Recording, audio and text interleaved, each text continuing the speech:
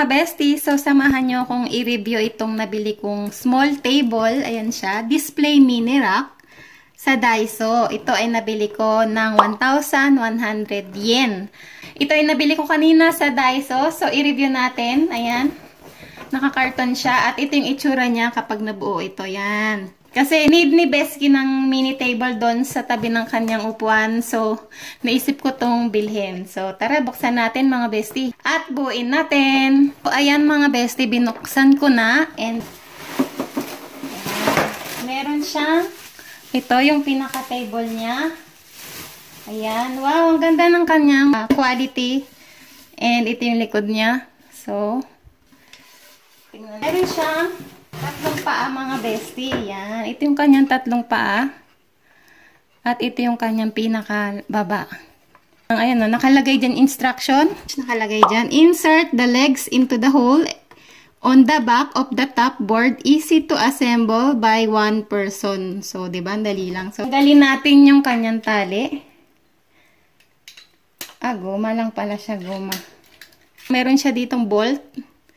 Ayan. So, ipapasok lang daw sa butas nitong lamesa. So, try natin.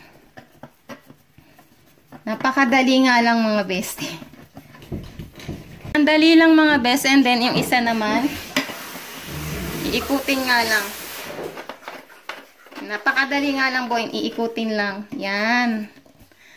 And then, sa kabila, meron siyang tatlong paa. So, napakadali. Tatlo lang yung paa niya. Ikutin lang. Yan. Napakadali mga bestie. Wala. Tapos na. Diba? Ang ganda, oh. So, ito siya pag nabuo na mga bestie. Yan yung kanyang itsura pag nabuo na.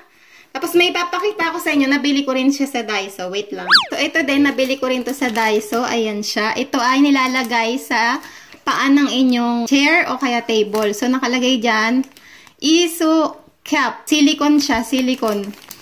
So, ito siya. Meron siyang apat na piraso. Tingnan natin. Ito, oh, silicone. So, nilalagay siya sa paan ng table o kaya ng upuan.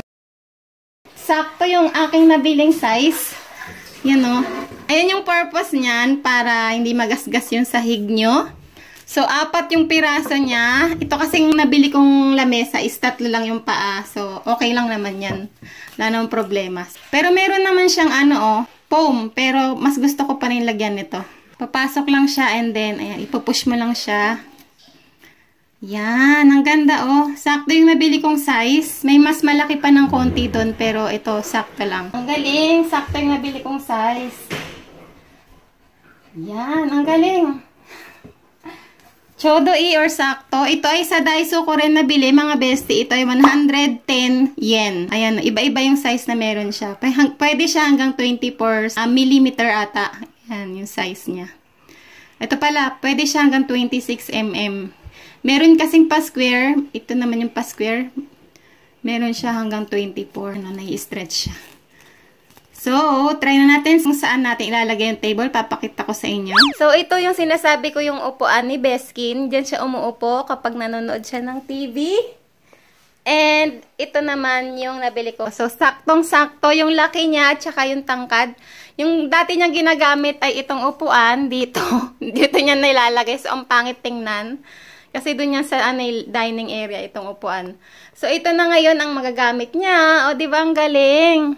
Tapos, may paa pa siya dyan. O. May support pa yung paan niya para sa table. Sakting nabili ko. Yung sahig niya is magagasgas, kaya dapat may support. O, di ba? Ang galing.